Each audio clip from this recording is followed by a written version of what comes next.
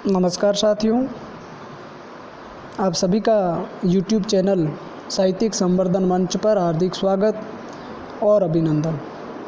इस वीडियो में हम माध्यमिक शिक्षा बोर्ड राजस्थान अजमेर के पाठ्यक्रम के अनुसार हिंदी साहित्य द्वितीय मंदाकिनी के एक प्रकरण जिनके लेखक सेवाल सत्यार्थी है, डॉक्टर रामकुमार वर्मा से बातचीत जो साक्षात्कार विधा पर आधारित है का अध्ययन करेंगे।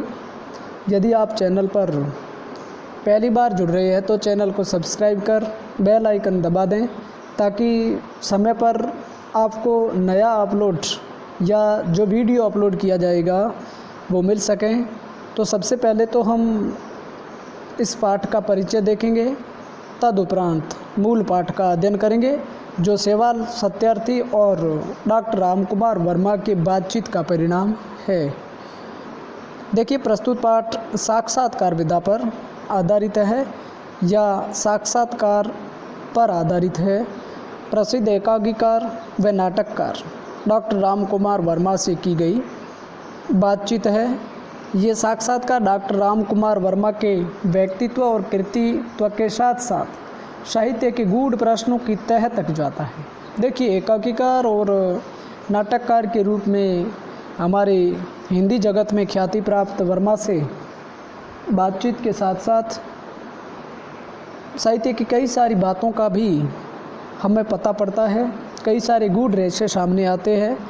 पाठ का महत्व इस रूप में भी है कि यह साक्षात्कार विधा के परिचय के साथ साथ महान साहित्यकार के जीवन व साहित्यिक दृष्टिकोण से अवगत कराता है कि उस प्रकार का या उन लोगों का जीवन किस प्रकार से रहा है और उनका साहित्यिक दृष्टिकोण या साहित्यिक या लिटरेचर अप्रोच किस प्रकार की रही है। इन सारी चीज़ों से हम अवगत होंगे इस डॉक्टर रामकुमार वर्मा से बातचीत नामक साक्षात्कार वाले पाठ में। देखिए, शुरू करते हैं। डॉक्टर साहब ने मुस्कुरा कर कहा, मैं सेव करता जाऊं और आप नोट्स लेते जाइए। ये साकेत की पहली सुबह थी। साकेत डॉक्टर रामकुमार वर्मा के बंगले का यही नाम है। जहां डॉक्टर रामकुमार वर्मा रहते हैं उस बंगले का नाम साकेत है। वैसे साकेत का शाब्दिक अर्थ आपको पता है क्या होता है? अयोध्या होता है। नवंबर की एक सर्द सुबह है जब मैं राजकुमार जी का इंटरव्यू लेने पहुंचा उस साकेत में, उस सदन में जो उनका घर था, और वहाँ पर इंटरव्यू या साक्षात्कार लेने के लिए डॉक्टर रामकुमार वर्मा के घर जाते हैं सेवाल सत्यार्थी। देखिए, फिर अपनी प्रथम चर्चित कविता के विषय में बताइए जो अपनी साहित्य यात्रा की पहली मंजिल बनी हो। कहानी तो शायद आपने कभी कोई लिखी नहीं। यह प्रश्न डॉक्टर रामकुमार वर्मा से पूछा गया। अब देखिए, मुश्किल से 1 मिनट सोचकर राजकुमार जी ने अपनी मंजिल को दोहराना शुरू कर दिया। सन 22 में कानपुर के बेनी माधव खन्ना ने समाचार पत्रों में घोषणा प्रकाशित की थी कि देश सेवा शीर्षक विषय पर देश के प्रमुख कवियों की रचनाएं आमंत्रित की जाए और सर्वश्रेष्ठ 4 रचनाओं को 51 रुपये के पुरस्कार प्रदान किए जाएं। ऐसी घोषणा प्रकाशित की थी 1922 में कानपुर के समाचार पत्रों में बेनी माधव खन्ना ने। और उस समय मैं 17 वर्ष का था, यानी कि डॉक्टर रामकुमार वर्मा एक 17 वर्ष की आयु का किशोर या नौजवान थे। माताजी के आग्रह पर मैंने 6ठी अंग्रेजी क्लास में पुनः प्रवेश किया था। उस समय भी मैं प्रभात फेरी में भाग लिया करता था, यानी कि भारत और अंग्रेज़ों के बीच का जो संघर्ष है, प्रभात फेरियाँ, रैलियाँ, हड़तालें, जुलूस, उनमें रामकुमार वर्मा की सक्रिय भागीदारी रही। मेरे बड़े भाई ने व्यंग्य से कहा, बहुत स्वराज स्वराज चिल्लाते हो, इस विषय पर कविता लिखकर पुरस्कार प्राप्त करो तब जाने। ये एक प्रकार से फिक्रा या व्यंग्य कसा गया। मैंने कहा कि यह तो अखिल भारतीय प्रतियोगिता है, मैं अभी कच्ची उम्र का हूँ, बड़े बड़े कवियों की पंक्ति में कैसे बैठ सकता हूँ, मेरे काव्य की साधना क्या है। किंतु जिस रूप में मुझे छेड़ा गया उसका उत्तर देने की बलवती आंका मेरे हृदय में थी और मैंने पूर्ण आत्मविश्वास के साथ देश सेवा पर एक कविता लिखी और उसे सीधे बेनी माधव खन्ना आनंद मठ कानपुर के पते पर भेज दिया। क्योंकि वहाँ से ही घोषणा प्रकाशित हुई थी कि देश सेवा नामक शीर्षक पर अपनी अपनी रचनाएं प्रस्तुत की जाएं और जो 4 अव्वल रचनाएं होंगी उनको 51 रुपये का पुरस्कार दिया जाएगा। अब उसकी पंक्तियाँ किस प्रकार से है देखिए। जिस भारत की धूल लगी है मेरे तन में, जिस भारत की धूल लगी है मेरे तन में, क्या मैं उसको भूल सकता जीवन में। चाहे घर में रहूं अथवा मैं वन में, चाहे घर में रहूं अथवा मैं वन में, पर मेरा मन लगा हुआ है इसी वतन में। सेवा करना देश की बस मेरा उद्देश्य है, सेवा करना देश की बस मेरा उद्देश्य है। मैं भारत का हूँ सदा, भारत मेरा देश है। ये पंक्तियाँ, ये यूँ तो मेरी प्रारंभिक शिक्षा पिताजी के नागपुर में रहने के कारण मराठी में हुई थी। प्रारंभिक शिक्षा मराठी में होती है और हिंदी तथा संस्कृत की आरंभिक शिक्षा मेरी माँ ने घर पर ही मुझे दी। ऐसी स्थिति में हिंदी साहित्य का अभ्यास बढ़ाना मेरे लिए बहुत प्रेरणादायक रहा। मैंने हिंदी साहित्य सम्मेलन की प्रथमा परीक्षा की तैयारी की और प्रथम श्रेणी में उत्तीर्ण होने के कारण मेरा उत्साह और भी बढ़ा। कविता भेजने के 2 माह बाद समाचार पत्रों में प्रकाशित हुआ कि 3 बड़े बड़े कवियों के साथ 51 रुपये का पुरस्कार मुझे भी मिल गया है। अर्थात उन 4 अव्वल कवियों में डॉक्टर राम कुमार वर्मा का नाम आता है, जिन्होंने देश सेवा शीर्षक नाम से कविता लिखी। और उस समय इस राम कुमार वर्मा की उम्र आपको पता है मात्र 17 वर्ष थी। लोगों को आश्चर्य हुआ कि एक छोटे से बालक को अखिल भारतीय प्रतियोगिता में कैसे पुरस्कार मिल गया।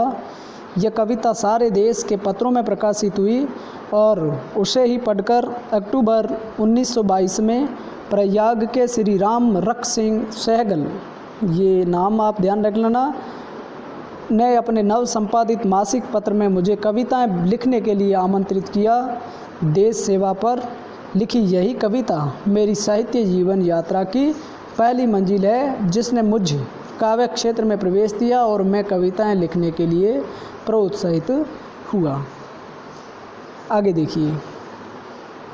यूँ असहयोग आंदोलन के ज़माने में स्कूल छोड़ने पर अपने पिता से जो भर्त्सना मुझे प्राप्त हुई थी, उसके परिणाम स्वरूप मैंने एक छोटी सी कहानी सुखद सम्मिलन राष्ट्रीय दृष्टिकोण से लिखी और ये सन 1922 में हिंदी साहित्य प्रसारक कार्यालय नरसिंहपुर से पुस्तक रूप में प्रकाशित हुई। और यह कुतूहल का विषय अवश्य है कि मेरी सर्वप्रथम प्रकाशित रचना एक लंबी कहानी से प्रारंभ हुई। मेरे अब तक के साहित्य जीवन में ये पहली और अंतिम कहानी रही। कौन सी? सुखद सम्मिलन, जिसकी हमने ऊपर चर्चा कर ली। मैंने साहित्य में नाटक, निबंध, कविता, आलोचना सभी कुछ लिखा, किंतु कहानी फिर एक भी नहीं लिखी। जो 1922 में लिखी वो पहली और अंतिम कहानी ही रही। सन 1922 से मेरी कविता ही चांद के माध्यम से प्रवेश पाती रही। ये पहले प्रश्न का उत्तर दिया गया। अब अगला प्रश्न पूछा गया डॉक्टर राम कुमार वर्मा से कि वह कौन सी महत्वपूर्ण कृति है जिसे लिखकर आपको सर्वाधिक संतोष और प्रसन्नता की अनुभूति हुई। बहुत अच्छा सवाल। अब देखिए, मैं प्रत्येक कृति को संपूर्ण मनोयोग से लिखता हूँ और प्रत्येक की समाप्ति पर मुझे प्रसन्नता और सुख मिलता है। वह चाहे कविता हो, चाहे निबंध हो, चाहे कुछ और। कुछ कृतियाँ ऐसी अवश्य है जिन्हें सामान्य जनता और विद्वानों ने समान रूप से उत्कृष्ट समझा है, यानी कि उनको समाज ने मंच प्रदान किया। जैसे काव्य में चित्रलेखा पर 2000 रुपये का देव पुरस्कार, चंद्रकिरण पर 500 रुपये का चक्रधर पुरस्कार, आकाशगंगा पर 800 रुपये का और एकलव्य पर 500 रुपये का पुरस्कार मिला। यानी कि इन कृतियों को किसी न किसी सामाजिक मंच ने सराहा है।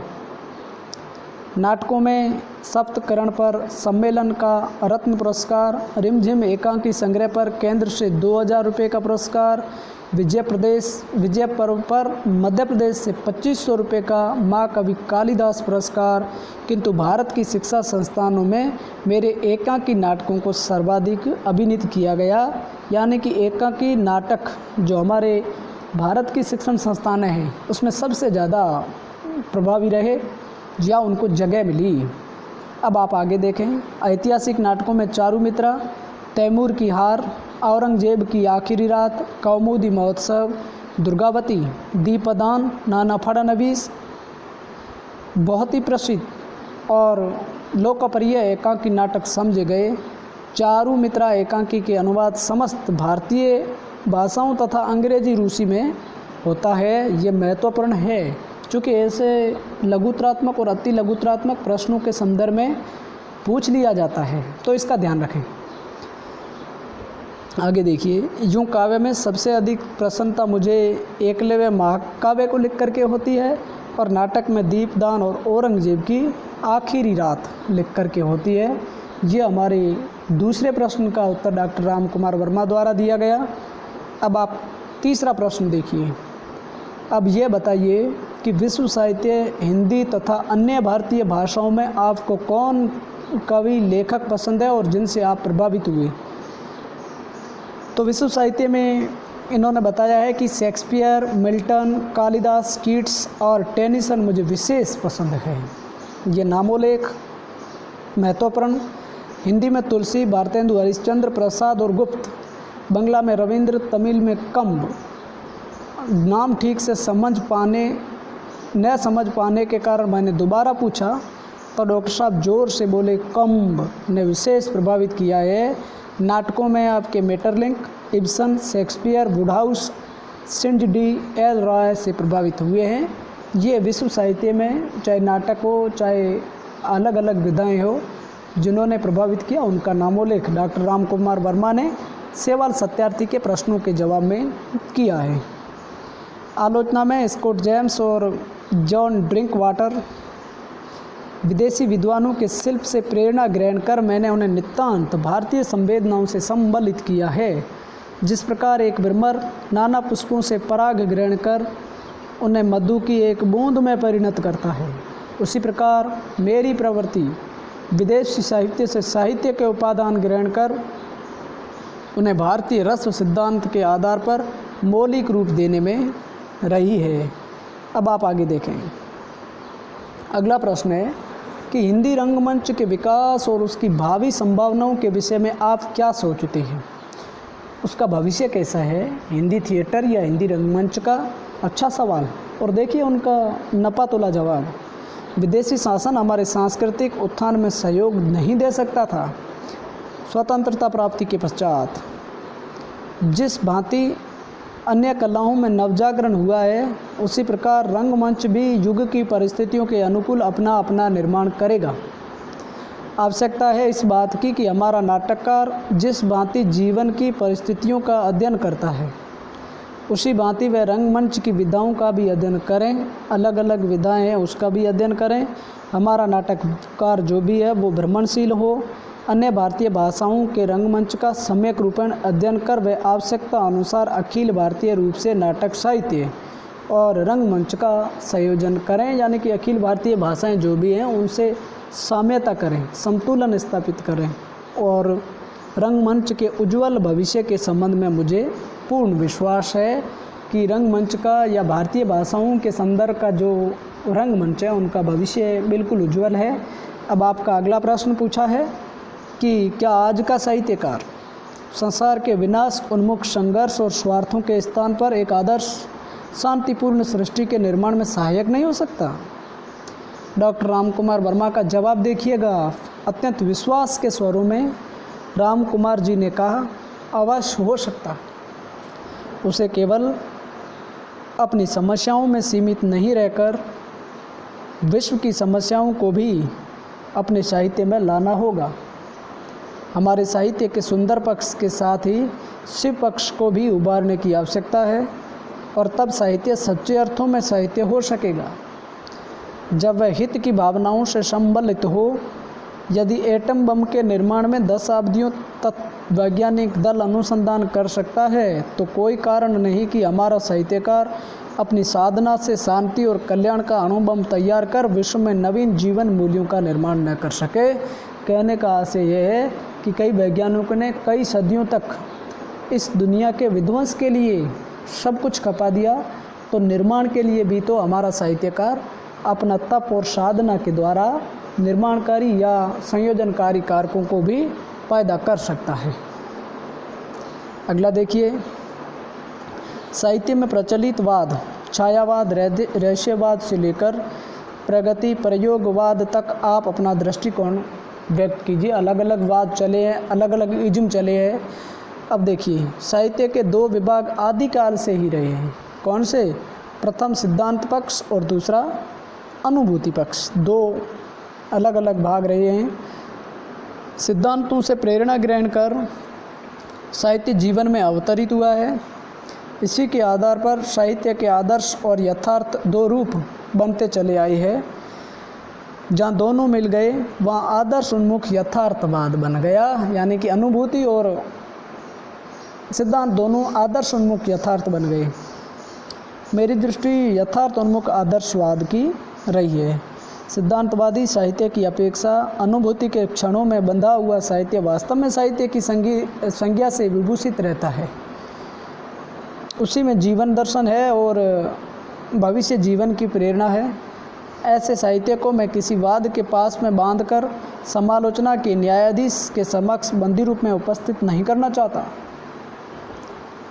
किसी पूर्व कल्पित अथवा सुचिंतित सिद्धांतों को सामने रखकर काव्य की रचना नहीं हो सकती।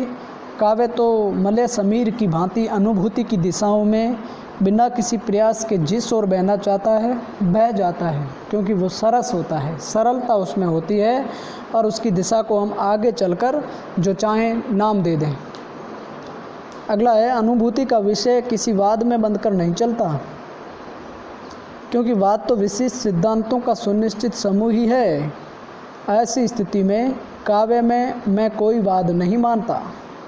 वह तो समालोचकों का दृष्टिकोण है कि चढ़ी हुई नदी का पानी उतर जाने के बाद किनारों पर पड़ी हुई रेत पर लहरों के चिन्ह देखकर वे प्रवाह की गतिविधि का अनुमान लगा लेते हैं। यह अलग अलग समालोचकों का विचार हो सकता है।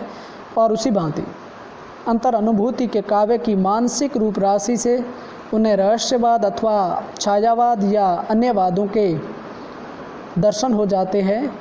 यूँ मैं इन नामों को बुरा नहीं समझता, क्योंकि इनसे काव्य की दिशाओं का ज्ञान साहित्य के विद्यार्थियों को हो जाता है। और प्रगतिवादी काव्य तो सिद्धांतों पर चलता है।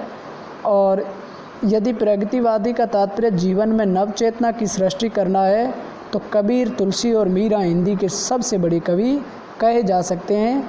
इन्होंने प्रगतिवाद पर बल दिया, प्रोग्रेसिव विचारधारा या अग्रेसिव विचारधारा पर बल दिया है। अब आप आगे देखिएगा। अगला प्रश्न है कि साहित्य के अतिरिक्त आपकी रुचि किन कार्यों और क्षेत्रों में है? सिर्फ साहित्य नहीं, इसके अलावा आप किन किन चीज़ों में रुचि रखते हैं, किन किन चीज़ों में आपका ज़्यादा झुकाव है? अब देखिए, रामकुमार वर्मा कहते हैं, यूँ तो काव्य ही मेरी चेतना का प्रमुख माध्यम रहा है, तथापि शैशव के संस्कारों ने मुझे नाटककार बना दिया। ये शिशुपन या शैशव में संस्कार मिला। जब छुटपन में पिताजी अपने घर पर रामलीला करवाया करते थे, तो मेरी बड़ी अभिलाषा रहती थी कि राम या लक्ष्मण में से कोई बीमार हो जा और उनके स्थान पर मैं उनका अभिनय करूं। लेकिन दुर्भाग्य से कोई बीमार नहीं होता था। पिताजी भी नाटक प्रेमी थे, इसलिए उनको प्रश्न करने के लिए मोहल्ले के लड़कों को इकट्ठा कर मैं भारतेंदु हरिश्चंद्र की अंधेर नगरी या भारत दुर्दशा का अभिनय अपने घर पर ही अपने बिस्तर की चादर टांग कर या बहनों की ओढ़नी छीनकर और एक गुड़ियों जैसा रंगमंच तैयार कर अभिनय किया करता था। यानी कि ये संस्कार से या पारिवारिक पृष्ठभूमि से इस प्रकार का मंच उनको मिल जाता है। जबलपुर में मित्र मंडल द्वारा अभिनीत बद्रीनाथ भट्ट द्वारा लिखित चंद्रगुप्त नाटक खेला गया और जिसमें मैंने रणधीर के पुत्र का पार्ट किया। लेकिन जो लड़का साड़ी पहनकर मेरी माँ बना था, उससे माँ प्यास लगी है पानी 2 वाक्य नहीं कह सका, यानी कि तालमेल स्थापित नहीं कर सके। किसी लड़के को मैं अपनी माँ कैसे कह सकता था। मेरा पार्ट असफल रहा क्योंकि पात्र ने पात्रता को प्राप्त नहीं पाया। किंतु नाटक खेलने की प्रेरणा मेरे मन में अच्छी तरह जम गई। हाई स्कूल में आकर माखनलाल चतुर्वेदी जी के श्री कृष्णार्जुन युद्ध में मैंने श्री कृष्ण का अभिनय किया। बांसुरी बहुत अच्छी बजाता था, गाना भी अच्छा गा लेता था, इसलिए मेरा पार्ट बड़ा सफल हुआ। कौन सा? माखनलाल चतुर्वेदी जी का जो श्री कृष्णार्जुन युद्ध है, उसमें इन्होंने कृष्ण का पार्ट किया क्योंकि वो बांसुरी वादन में कलाकार थे और पार्ट सफल रहा और इनका रोल भी सफल रहता है। अब आप आगे देखें। यूनिवर्सिटी में आकर अनेक अभिनय किए, फिर यूनिवर्सिटी ड्रामेटिक एसोसिएशन का सभापति बन गया, ये देख लेना आप। और देसी विदेशी अनेक नाटककारों के नाटकों का अभिनय किया तथा कराया। इन समस्त परिस्थितियों ने मेरे मन में एकांकी नाटक के अंकुर उत्पन्न किए और मैं एकांकीकार बन गया। अध्यापक होने के कारण साहित्य की समीक्षा करने की प्रवृत्ति उत्पन्न हुई। फलस्वरूप समीक्षक और आलोचक भी बना। ऑल इंडिया रेडियो पर अधिकाधिक वार्ताएं लिखने के कारण निबंधकार की प्रतिभा भी मुझ में उदित हुई। कश्मीर की प्राकृत शोभा ने मुझे गद्य गीत लिखने की प्रेरणा दी। यहाँ छोटा प्रश्न बन सकता है कि कश्मीर की प्राकृतिक शोभा ने उनको गद्य गीत लिखने की प्रेरणा दी। बालक ध्रुव के सामने यदि कमल नयन नारायण प्रकट हो जाएं तो आनंदन की जो अस्फुट वाक्यावली उसके मुख से निकल सकी, वैसे ही अस्फुट प्रेरणाओं में मेरा गद्य गीत निर्मित हो सका। जिस भांति उषा के बादलों में नाना प्रकार के रंग न जाने किस कोण में से आ जाते हैं, उसी प्रकार काव्य, एकांकी, आलोचना, निबंध, गद्य गीत न जाने किस प्रेरणा से कब मेरे साहित्य आकाश में उदित हो गए। बचपन में टेनिस का शौकीन था, पांडुलिपियों का संग्रह और अभिनय मेरी विशेष रुचि है। ये साहित्य के अलावा राम कुमार वर्मा की नाटक में, टेनिस में, अलग अलग पांडुलिपियों के संग्रह में जो रुचि रही है, उनकी चर्चा इस प्रश्न के माध्यम से की गई है। अगला प्रश्न है कि साहित्यकार और उसके शासकीय संरक्षण के बारे में आपके क्या विचार हैं। उसका जवाब, आज साहित्यकार को ऐसे वातावरण का निर्माण करना है जिसमें विश्व की कल्याण कामना निहित है। यदि उसे शासन तंत्र में स्थान मिलता है तो पहली शर्त यह है कि वह अपने दायित्व और आत्मसम्मान को अपने हाथ से न जाने दें। उसे जो माध्यम मिल रहा है उसके द्वारा वह जनता जनार्दन की कल्याण कामना से शासन की शक्ति का उपयोग करते हुए अपना साहित्य सांस्कृतिक मूल्यों पर निर्मित करे। ये है कि वो जो जीवन मूल्य है, जनता जनार्दन के मूल्य है, उनको बरकरार रखें और उस मंच से आगे बढ़ें। जीवन के प्रति आपका क्या दृष्टिकोण है, बस इतना भर और किंतु अपनी हस्तलिपि में मुझे दे दीजिए। उत्तर है, और फव्वारे के पास एक लॉन चेयर पर बैठकर उन्होंने लिखा, ये जीवन सदैव हरा भरा है, सुंदर है, मधुर है, जैसे चांद की हंसी, फूल की सुगंधी, पक्षी का कलरव, नदी की लहर जो हमेशा आगे बढ़ाना जानती है, फैलती है तो जैसे फलक खुल रही है और वह पल भर में संसार का तट छू लेती है। मेरे विचार से जीवन की परिभाषा इससे अधिक क्या हो सकती है। यानी कि जीवन सरस है, जीवन रसमय है, जीवन जीने का सलीका ही सरस है, इसमें सुख है, सुगंधी है, रूप है और ऐसी ही प्रगतिशीलता जो अपने से निकलकर सारे संसार को छू लेती है। मैं देखता हूँ मेरे चारों ओर फूल खिल रहे हैं, झरने बहते चले जा रहे हैं और पहाड़ अपना माथा उठाकर मौन भाषा में कह रहे हैं कि हमारे हृदय में गुफाओं के गहरे घाव है, किंतु हम खड़े होकर आकाश से बातें कर रहे हैं। सौंदर्य, साहस और शक्ति के ये अग्रदूत मेरा पथ प्रदर्शन कर रहे हैं, मुझे मेरे जीवन का रास्ता दिखला रहे हैं। यानी कि जीवन रोचक है, जीवन सुखद है, जीवन जीने का सलीका ही उसको रस में बनाता है। फिर मेरा जीवन फूल की तरह खिला हुआ, निर्झर या झरने की तरह प्रगतिशील और पहाड़ की तरह महार बनने से कैसे रुक जाएगा। ये साकेत की मेरी आखिरी और एक अच्छी सुबह थी। साकेत आपको पता है डॉक्टर राम कुमार वर्मा के घर का नाम है। तो इस तरह से डॉक्टर राम कुमार वर्मा से बातचीत, साक्षात्कार विधा पर आधारित सेवाल सत्यार्थी का ये अध्याय पूर्ण होता है। आपको बहुत बहुत धन्यवाद जिन्होंने पूर्ण मनोयोग के साथ में इस पूरे प्रकरण को पढ़ा। फिर मिलते हैं अगले वीडियो के साथ, तब तक आपसे रुखसत होते हैं। आप सभी को एक साथ जय हिंद, वंदे मातरम।